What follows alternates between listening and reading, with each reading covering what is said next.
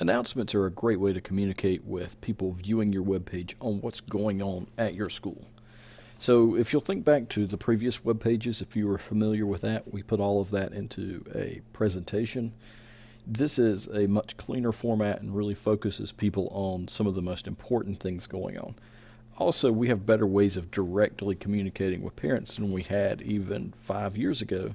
So using social media and other aspects really make it more engaging to put some of that information out there on social media as opposed to having every single thing on the web page.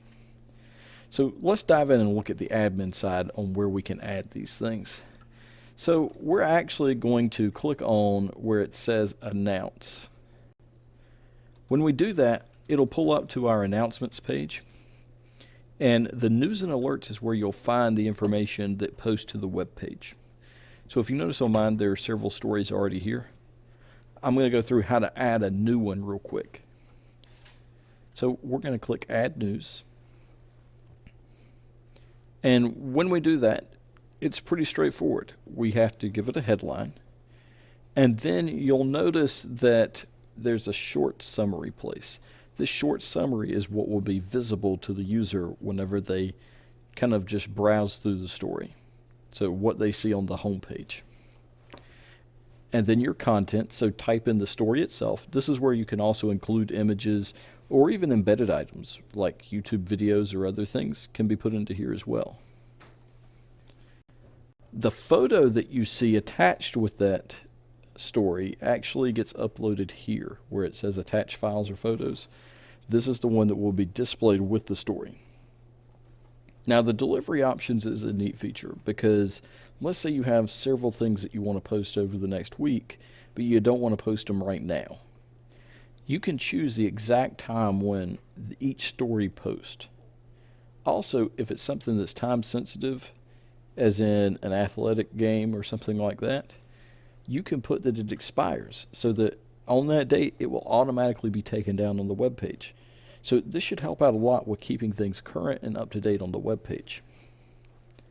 Once you're done, just hit save and then it will be posted to the web page.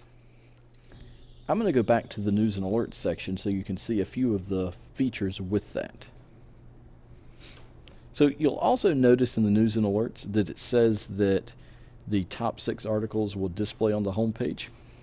Let me hop back over to my home page. That doesn't mean that all 6 will be here at one time. That means I'll have options to switch between 6 stories at one time. So now, let's say that I wanted to have more options for announcing. Once I create that news and alert, I also have the ability to put up a homepage pop-up alert. So if it's something that you want every user to make sure they know when they come to the site, then it needs to be a homepage pop-up alert.